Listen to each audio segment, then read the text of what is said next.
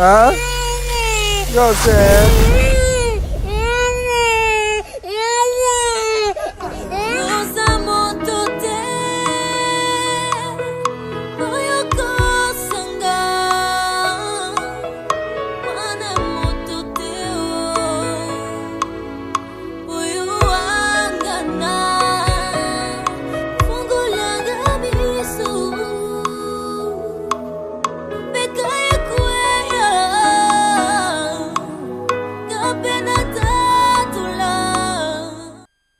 Quelle joie immense de savoir que vous êtes là nombreux devant vos postes téléviseurs en train de nous suivre en ce net moment. Votre fidélité nous honore. Nous sommes très heureux. Voilà, c'est encore nous sommes revenus. Bienvenue à ce nouveau numéro Conseil des adorateurs. Alors nous allons parler d'un vif sujet aujourd'hui où nous allons parler d'un sujet que je vais annoncer tout à l'heure, mais d'abord que l'invité se présente. Tout justement après sa présentation, nous allons parler de ce sujet. Bonjour papa. Bonjour. Comment vous allez? Oui, Dieu nous fait grâce. Je pense que ça, c'est la deuxième fois, non, de venir me visiter. Oui, c'est la deuxième fois. Voilà, ils sont là. Certaines vous invitent qu'aujourd'hui, alors vous allez vous présenter. Bon, moi, je suis Justin Kambala. Ok.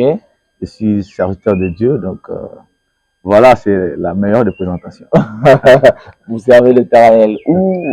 Je suis serviteur à l'église évangélique Fondement de Dieu. Parce qu'aujourd'hui, les serviteurs de Dieu, ils sont serviteurs de Dieu universels. Non, moi j'ai une adresse référente. C'est un problème que nous allons même faire mention à notre sujet d'aujourd'hui. L'instabilité là des hommes de Dieu. Vraiment, moi, vous avez quand même une généalogie. J'ai quand même, oui. Vous avez une généalogie. Bien sûr. Oh, chérie, tu as 4 vidéos, tu Tindeli.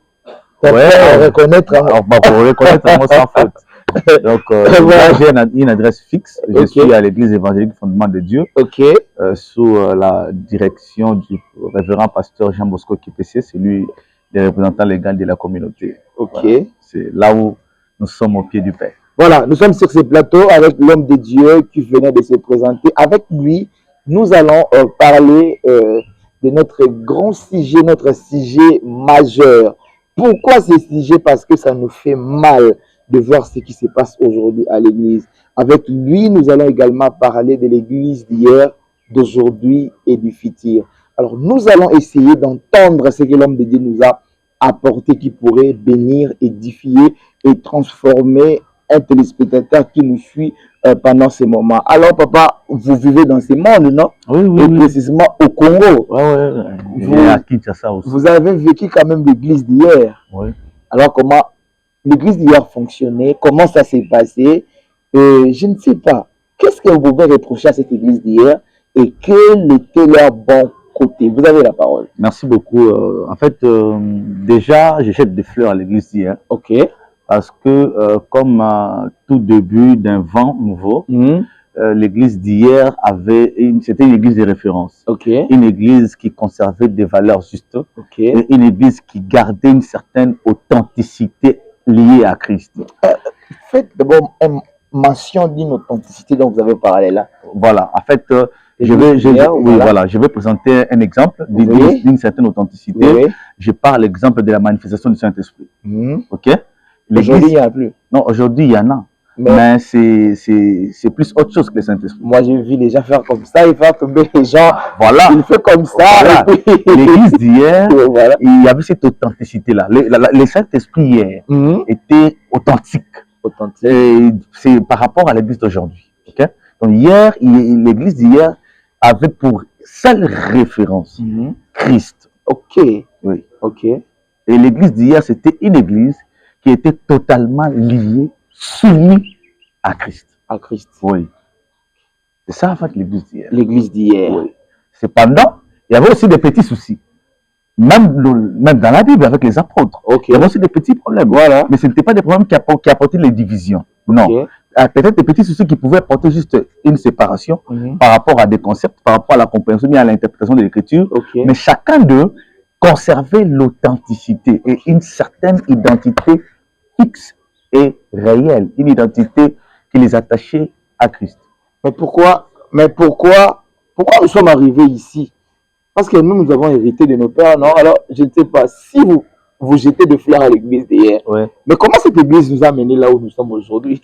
En fait, non, l'église d'hier ne nous a pas menés là où nous sommes aujourd'hui. C'est quoi le problème? Non, là où nous sommes aujourd'hui, ce n'est pas l'église d'hier. Okay. Mais c'est l'homme de l'église d'hier qui nous a amenés aujourd'hui. Ok. Parce que l'église, c'est le corps du Christ. Okay. Mais dans le corps du Christ, là, il y a des hommes qui sont comme des acteurs dans ce corps du Christ. Okay. Et n'oublions pas que le Seigneur nous laisse la volonté.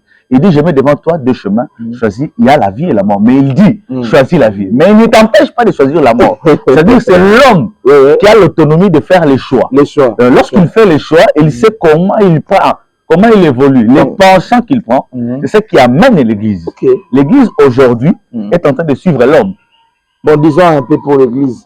Alors, si vous avez dit le libre choix est entre les mains de l'homme, et alors, certainement, il y a certains qui ont fait un mauvais choix. Oui. Okay. Voilà maintenant. Dans la marche de l'église d'hier, jusqu'à l'église d'aujourd'hui, il y a certains qui ont fait les mauvais choix. Okay. Et il y en a de ceux-là qui ont fait les mauvais choix beaucoup plus par ignorance. Ah, ok. Ok. Donc, ils se sont retrouvés dans ça par ignorance. Par ignorance. C'est la faute de qui?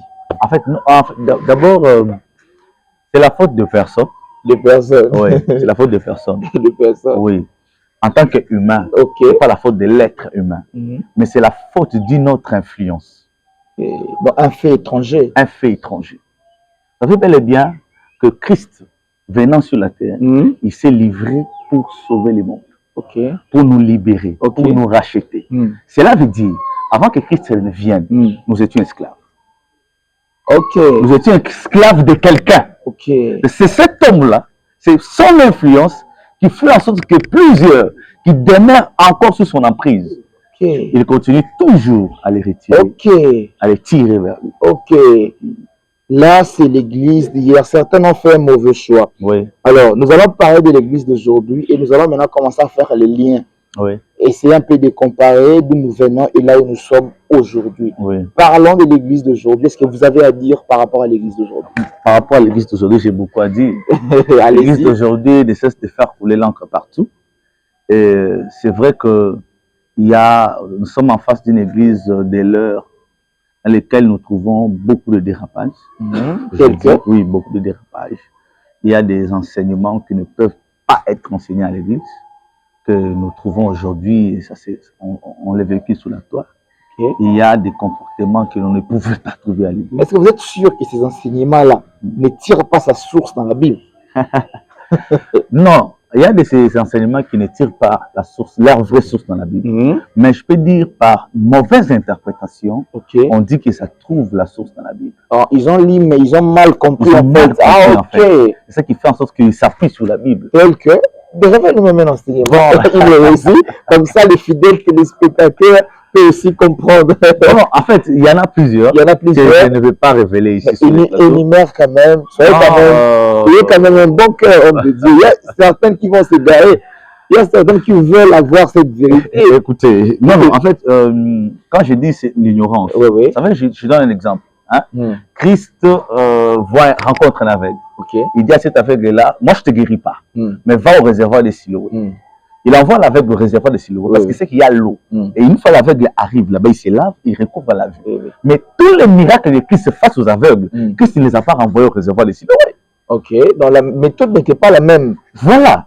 Mais aujourd'hui, il y a certaines dépravations, certains dérapages dans l'église. Ou pour qu'il y ait peut-être un miracle ou bien une manifestation, on peut dire, entre guillemets, de l'Esprit de Dieu, il faut, par exemple, que j'utilise un instrument. Un instrument. Or, Dieu n'est pas matériel.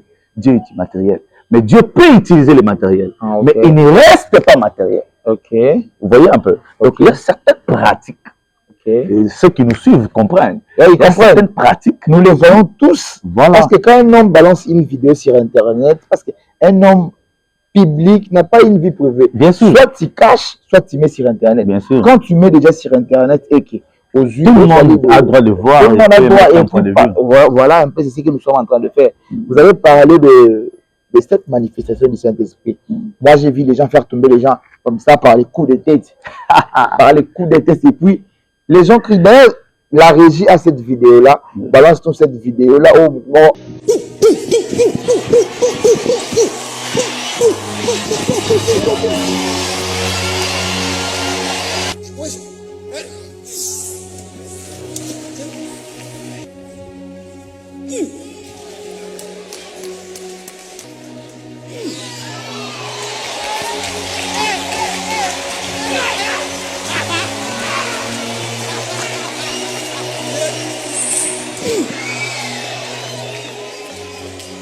Voilà, merci pour cette vidéo. Les gens tombent. Et puis, certains criaient, certains se réjouissent. Alors, c'est quoi? Papa, comment manipuler cet esprit à niveau. Voilà. Papa, bien. Excès des ailes. Non. Niveau audio de autres prétendent que les lots. Ce n'est même pas la moitié du niveau. Ce n'est même pas la moitié. Parce que, voilà, c'est dans la musique.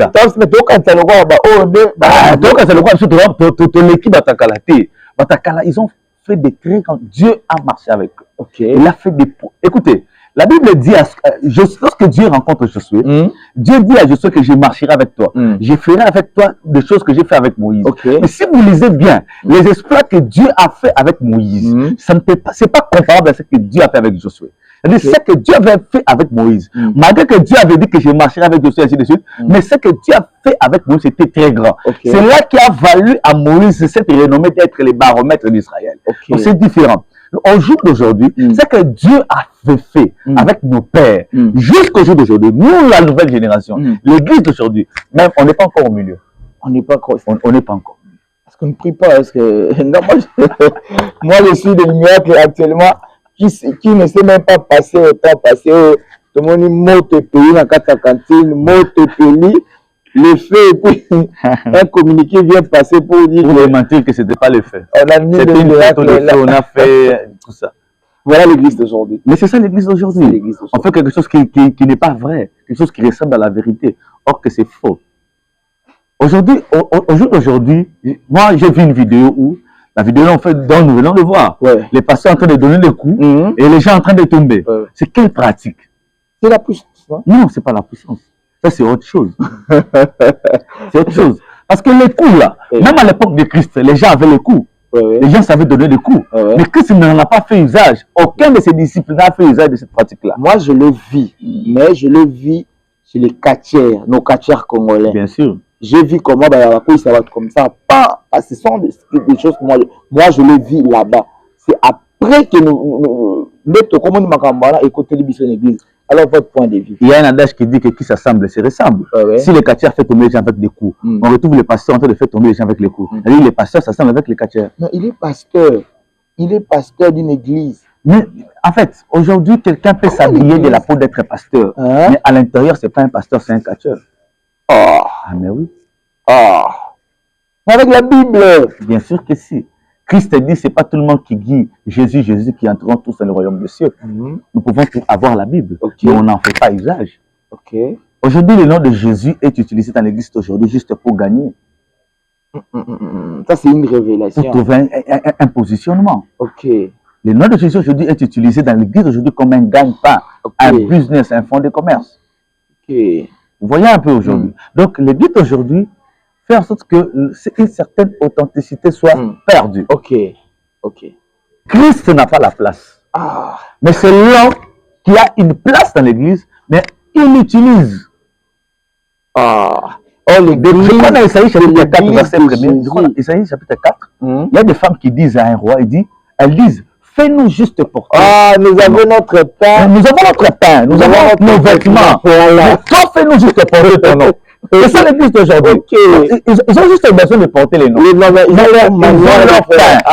Ils ont leurs vêtements. Le vêtement, c'est le leur. Ce n'est pas le pain du roi, mais le vêtement du roi. Or, le roi a son pain. Le roi a ses vêtements qu'il donne aux siens. Mais ces femmes-là ont dit au roi, nous n'avons pas besoin de ton pain. Nous avons notre pain et nos vêtements. Fais-nous juste porter ton... Oh mon Dieu, ça c'est formidable. Ça c'est l'église d'aujourd'hui. C'est ça l'image de l'église. L'église qui fait mal. L'église qui fait mal. Quand, parlons un peu de l'église d'aujourd'hui, les rancines entre le pasteur, ça vient d'où? Est-ce est-ce qu'ils travaillent tous pour le même roi, pour le même Seigneur? Est-ce qu'ils courent tous derrière un même objectif vraiment? Voilà. Il est décevant et déplorable aujourd'hui de vivre ce que nous vivons dans l'Église. Ok. Une rancune entre pasteurs, entre serviteurs, entre servants. Et nous constatons même qu'il y a des courants. Ok. C'est seulement ce pasteur-là qui s'invite entre eux. Ok. C'est seulement eux là. Là, c'est votre analyse. Moi, je n'ai jamais vu. Oui, c'est ça. Observez même dans les affiches. Ok. Il y a des courants. Ils ont leur circuit. Leur propre circuit, en fait. C'est seulement eux là. Donc, tu ne verras pas l'autre là aller là-bas. Non. C'est seulement eux. Ok. C'est ça, en fait. Ça cache quoi, en fait? Voilà. Pour moi, ça représente leur appartenance. Ah, ok. Voilà. Parce que celui qui appartient à Christ est comme Christ. Or, Christ est universel. Ok. Christ est commun. Christ, il est pour tous et en tous. Ok. Mais, lorsque quelqu'un n'appartient pas totalement à Christ, c'est-à-dire il n'est plus universel. Ok. Il est limité. Il est dans un espace où il ne peut pas aller outre. Ok. Et cet homme-là n'évoluera qu'avec les gens qui partagent son obédience. Mais parlons de ce que vous venez de dire. Certains ne sont pas avec les autres parce qu'ils prétendent être dans la vérité et qu'ils ne veulent pas s'associer avec ceux qui sont, par exemple, dans la magie. Alors, qu'est-ce que vous en dites par rapport à cela? Non, non, au-delà de... Ce n'est pas forcément ça. Ce n'est pas forcément ça. Parce que le royaume de celui-là, de celui qui avait lié l'homme, dans son propre royaume, ce royaume-là, la Bible nous montre que c'est un royaume qui est divisé. Cela veut dire, tu peux lui appartenir, mais malgré que tu lui appartiens, de votre côté-là, il y a une division. C'est ça, la caractéristique même de ce royaume-là. Là-bas, l'amour n'existe pas. Vous êtes divisés. Ok. Vous voyez un peu, donc c'est ce qui se passe. Certains peuvent dire non, moi je ne prêche pas, on ne m'invite pas parce que moi j'ai la vraie parole. Or que c'est faux. Ils sont tous ensemble. Mais comme dans ce royaume-là, ils sont divisés, c'est par rapport à cette division-là que même comme ça, ils ne peuvent pas marcher ensemble. Ça fait mal. Ils commencent par le royaume où ils appartiennent. Mais il y a un problème, moi c'est pas un problème. Moi ce que j'aime, je ne sais pas si vous avez constaté, l'église d'aujourd'hui a amené l'église à un standard de luxe où au sein de l'engagement, il y a des conditions pas si, et comme ma baie en fait. Alors sur cette optique-là, est-ce que l'église a réussi ou bien l'église n'a pas réussi? Non, en fait, sur cette optique-là, les standards ou la modernité, c'est bien bon. L'église est appelée à évoluer. L'église est appelée à s'adapter à certaines réalités. Mais l'église n'est pas appelée à changer l'authenticité de Christ. L'église évolue, mais Christ n'évolue pas. L'église évolue, mais la parole de Dieu n'évolue pas.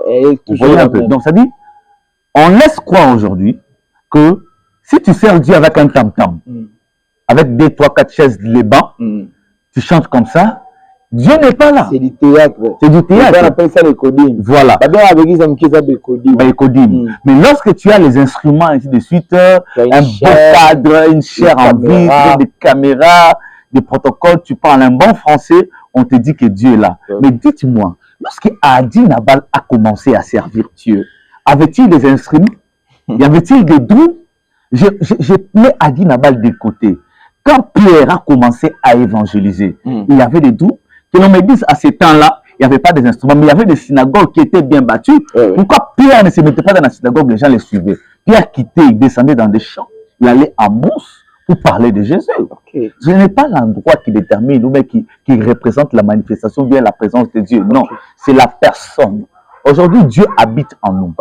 Une personne qui porte Dieu, même si cette personne se présente dans un endroit où il n'y a pas un luxe, il n'y a pas un beau cadre. L'important, ce n'est pas le cadre. C'est d'abord Dieu, parce que c'est Dieu qui fait le cadre et non le cadre qui fait Dieu. Ça c'est formidable. Ce n'est pas le cadre qui fait Dieu, mais c'est Dieu qui fait. Donc le cadre peut être beau, propre, Mais quand il n'y a pas Dieu dedans, c'est inutile. C'est inutile. Oui, c'est une salle de fête, une salle de rassemblement, tout ça. Waouh, ça c'est merveilleux. Parlons de l'église d'aujourd'hui. Les églises d'aujourd'hui, je ne sais pas si vous l'avez aussi remarqué. D'abord, je demande à la régie de nous balancer la vidéo du pasteur Marcelo Tunas, qu'il a dit, il a parlé, il était en train de prêcher à Bunda 21, un bon programme qui a réuni des milliers de personnes. Nous bénissons Dieu pour ça. Nous bénissons Dieu pour ça. Bunda 21, réussite totale. Vraiment que Dieu vous bénisse abondamment. Alors, il était en train de prêcher, il a dit une chose. D'ailleurs, la régie va nous balancer la vidéo. Je ne croirai jamais aux musiciens qui demandent de l'argent avant de chanter. Nous-mêmes, on pense à toi. Et on va bien penser à toi. Mais ne fixe pas un cachet avant de te tenir chanter. Et si quelqu'un l'a fait pour chanter à Bunda, frère, zongi sama bonzawana. Dos pesa yo nandenga bien. Oh, pesa amen, hein? Que le chantre n'a pas droit de demander un cachet pour chanter à l'église. Il a bien précisé à l'église. Qu'est-ce qu'ils vous ont dit? Merci beaucoup pour cette question. En fait, j'ai aussi, avant même que vous ne puissiez balancer cette vidéo, je sais que je me suis posé lorsque papa a fait cette déclaration. Je me suis dit, mais qu'en est-il de ces chantres pour lesquels la musique est une profession? Ben, ils ont étudié la musique. Parce qu'au jour d'aujourd'hui, les temps se diffèrent. Les temps se diffèrent. Au jour d'aujourd'hui, il y a une art qui existe. Au jour d'aujourd'hui, il y a des académies musicales un peu plus partout dans le monde. Il y en a de ceux-là qui ils ont étudié la musique comme un art. Et la musique devient une profession pour ces gens-là. Lui, son travail, c'est la musique. Que ce soit gospel, c'est pas moi tout, mais son business, c'est la musique. Ben, il vit de ça. Il vit de ça. Que dire de ces gens-là? D'attendre que les pasteurs puissent penser à eux. Non. Non. Parce que, écoutez, au jour d'aujourd'hui, la musique engage des dépenses. La musique implique des moyens conséquents. Je donne un exemple d'un frère, j'étais les noms, qui préparait son concert à la Fikine. Mais on a vu des répétitions. Il faut appeler tel instrumentiste, il faut faire ceci, cela. Mais tout cet argent-là, ce n'est pas le pasteur qui m'a invité qui va payer. Non. Mais là, arrivé exemple que pour rester dans ton église, pour me produire dans votre église, les répétitions, les travaux préparatifs m'ont coûté $300. Mais je viens le jour de la prestation. Oui, c'est bien, bon, j'attends que le pasteur me donne l'enveloppe. Il me donne $100. Moi, je vais pêcher. Vous allez expliquer au basiste quoi? Parce que c'est les hommes les plus compliqués. Je vais leur dire non. Je me souviens à l'époque, dans la même optique, dans une église ici à Kinshasa, quand vous allez vous produire, vous chantez, on vous dit que Dieu vous bénisse. On vous donne rien. Mais quand on dit que Dieu te bénit, c'est bien bon. La bénédiction, elle est spirituelle d'abord. Je l'ai reçue. Mais je fais comment pour quitter l'église et rentrer chez moi? Et surtout, vous avez l'équipe. Surtout j'ai l'équipe. Comment d'abord j'ai fait par rapport à la mobilité? Voilà. Si on pouvait dire que non, si je t'invite, je prends en charge tous les travaux relatifs à ta prestation dans mon église, ça c'est autre chose. Donc je demande à notre papa, c'est bien bon, hein, que papa tienne compte à ceux-là qui font la musique comme profession. Ils ont le droit de vivre de là. Il y a un frère qui m'a donné un exemple. Il a dit il y a toujours le problème est toujours au niveau des chantres. Mais dans cette église-là, si peut-être ils les invitent, un photographe du dehors, il les paye sans problème. Hein? Il les paye sans problème. Et même si c'est un photographe qui a filmé les clips païens aussi, il les paye sans problème, mais seulement avec les chantres et les musiciens. Il a dit ça, donc on a la droite. Voilà. C'est là où c'est comme ça que les choses évoluent. Sur d'autres cieux, comme en Europe, il y a quelqu'un qui construit son église, il engage un pasteur. Oui. Et même à Kinshasa, ça se fait. Ça se fait, mais d'une manière un peu réservée. Quelqu'un qui a bâti son église, il a engagé un pasteur. Parce que ce pasteur-là a fait des études théologiques, ainsi de suite. Le pasteur vient, c'est vérifié. Il travaille comme un salarié. Je n'ai jamais pensé à ça. Il y a des choses comme ça qui se passent. Qui se passent, oui. Le pasteur, c'est un salarié. Il travaille. J'ai fait la théologie, j'ai les verbes, tout ça, tout ça. Je sais prêcher. Je sais prêcher, j'ai l'art, je sais convaincre. C'est fini, on les met là. Ce sont des pratiques qui sont plus en Europe. Vous voyez un peu. Donc, ça finira aussi par arriver en Afrique. Parlons de l'église du futur. Alors, par rapport à ce que nous sommes en train de consommer aujourd'hui, qu'est-ce que nous dirons par rapport à l'église qui vient? Voilà. Il y a le feu. Et maintenant, il y a la flamme. Mais la projection du futur. Qu'est-ce que nous aurons dans le futur? Parce que le feu était là-bas. Ici, c'est la flamme. Est-ce que dans le futur, nous aurons quoi? La fumée. Non, non. Nous n'aurons pas la fumée.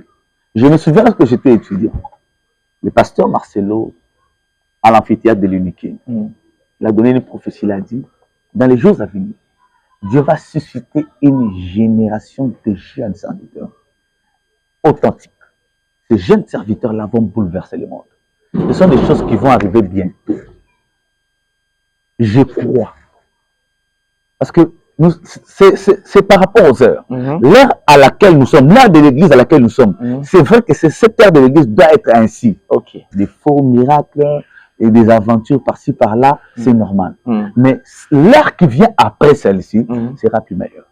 Plus meilleure, parce que je crois qu'il y aura les relèvements de toutes choses. Par quel mécanisme? Parce que nous héritons au moins ce que nous voyons, non?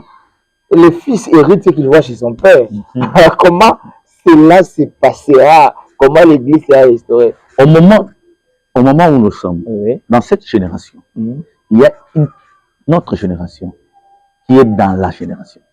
Et cette autre génération, c'est cette génération qui est mise à part. Mais elle est tellement moindre, elle est tellement petite que beaucoup de gens ne tirent pas attention à cette génération. Et dans cette même génération, il y a aussi d'autres personnes qui ne sont pas parmi cette génération, mais qui viendront en appui à cette génération. Parce que le combat sera immense. Ça sera le combat de la vérité. Et c'est cette nouvelle génération qui va faire face à tout ce que nous sommes en train de palper comme réalité dans l'église. Ils sont déjà dans des églises. Ils sont en train de travailler. Ils sont au pied de beaucoup de pères. Et quand ils disent la vérité, les pères disent non, tu as tort. Arrête avec ce que tu fais. Ne fais pas cela. Ce sont ces gens-là. Ce sont les Samuel. Ils sont là. À côté d'Élie, les sacrificateurs. Quand ils veulent bouger, Élie nous arrête. On dirait un réserve. Mais il y aura un temps où, à cause des bavures, pas d'Élie, à cause des bavures du fils, des enfants d'Élie, que Dieu se décide d'appeler Samuel. Parce qu'à ce moment-là, la lampe de l'Éternel ne sera pas encore éteinte. Dieu, mon Dieu. Et parce que je sais, malgré le temps où nous sommes, la lampe de l'Éternel n'est pas encore éteinte. Elle est encore là. Raison pour laquelle, jusqu'au jour d'aujourd'hui, le Saint-Esprit authentique est là. Il y en a de ceux-là, jusqu'au jour d'aujourd'hui, même si son église est comme ça, et il n'y a pas de foule, mais Dieu est avec lui. Ces gens-là représentent la lampe de l'Éternel qui n'est pas encore éteinte. Il y aura un temps, parce qu'eux, ils sont encore là, parce que leur présence est là. C'est pas parce que Dieu passe. Ce sont des mécanismes, ce sont des ponts, des canaux par lesquels le Seigneur va passer pour appeler un Samuel. Les Samuel, ils sont là. Oh mon Dieu, ça c'est extraordinaire. Donc les Samuel sont là. Dieu appellera les Samuel à cause de bavures des fils d'Élie. Voilà. Pas d'Élie. Oui, mais des bavures de son fils. Il y a quelque chose à le Dieu n'a pas appelé Samuel à cause des bavures d'Élie. Mais à cause des bavures de ses fils. Parce qu'au jour d'aujourd'hui, il y a de ces pères qui sont comme Élie les sacrificateurs. Ils sont nombreux. Ce sont des Élie les sacrificateurs. Ils sont là. Ils voient les bavures, ils tolèrent. Ils voient des dérapages, ils tolèrent. Il y a des réprimandes même qui viennent de la part du Seigneur, ils endossent. Parce que Dieu est devenu leur ami. Ils se sont accoutumés. Or, on ne s'habitue pas avec Dieu. Dieu peut te tuer. Mon Dieu, l'église du futur, l'homme de Dieu a dit, espérons toujours, nous allons voir Dieu au temps futur. J'ai beaucoup aimé cette foi, particulièrement, je m'attache et je tiens encore, et j'espère encore, et je sais que Dieu ne va pas nous laisser. Alors, nous sommes arrivés à la fin. On nous signale déjà là-bas. Vous allez faire un petit résumé pendant 1 minute de tout ce que nous avons dit par rapport à l'Église et de donner un conseil aux chrétiens qui nous suivent. Merci beaucoup. Il était question de parler de l'Église d'hier et de l'Église d'aujourd'hui, et avec une projection de futur. Oui. Je rassure aux enfants de Dieu que l'espoir ne s'est pas encore envolé. Et dans les futurs, dans un futur proche, il y aura des choses extraordinaires qui vont se réaliser. La majorité des faux vont disparaître. Et les vrais vont monter encore. Parce que le temps de la gloire de l'Église est déjà à la porte. Et un conseil aux enfants de Dieu, n'abandonnez pas vos assemblées. Restez là où vous êtes. Si Dieu t'avait élu, si dans cette assemblée, il n'y a pas Dieu, Dieu va te faire sortir. Ne sors pas de toi-même. Il faut attendre le temps de Dieu. Ça mérite des acclamations. Waouh, ça c'est extraordinaire. Alors, merci beaucoup d'être là. C'est vraiment un plaisir pour moi, personnellement, de partager un même plateau avec vous. Vous allez au moins saluer même 2 ou 3 personnes au bazar Biti Diawolandayo à chaque fois que vous passez à l'émission. Ok, je salue mon père, le pasteur Jean Bosco Kipese. Il a l'habitude de me suivre à chaque fois que j'envoie les liens, tout ça. Papa, je vous aime beaucoup. Je salue mon épouse, Madame Divine Kambala. Elle, c'est ma première fanatique. Elle me suit. Maman Divine, vous saluez. Je salue ma petite sœur, Eunice Kambala, avec le docteur Franck. Et là-bas, mon émission, ça ne rate pas. Quand on balance l'émission, ils sont là à la télévision en train de me suivre. Ils me renvoient même la vidéo. Oh mon Dieu, ça c'est salutations aussi à mon grand frère et à mon petit frère, Elazar Kambala. Que Dieu vous fasse du bien. Wow, merci beaucoup. Je comprends qu'il y a beaucoup de Kambala. Oui, moi je suis Kambala. Donc Kambala, voilà, merci beaucoup. Alors, nous sommes vraiment très heureux de savoir que vous êtes là, nombreux. Nous sommes pratiquement arrivés à la fin de votre émission, bien sûr, le Conseil des adorateurs. Un grand merci à cette équipe merveilleuse, à mon frère Gédéon pour cet excellent travail, au grand réal Daddy Joe. Merci pour ta présence, merci pour la coordination. Alors, je dis également un grand merci à ma mère Annie Mbeluchanda et aussi un grand merci à l'épouse de mon grand frère, Tantine Hilda Kalonji Mambakila. Je t'aime énormément, d'ailleurs tu le sais. Quant à moi, je vous dis au revoir et retrouvons-nous au prochain numéro. Ciao! Huh? Yo, Sam.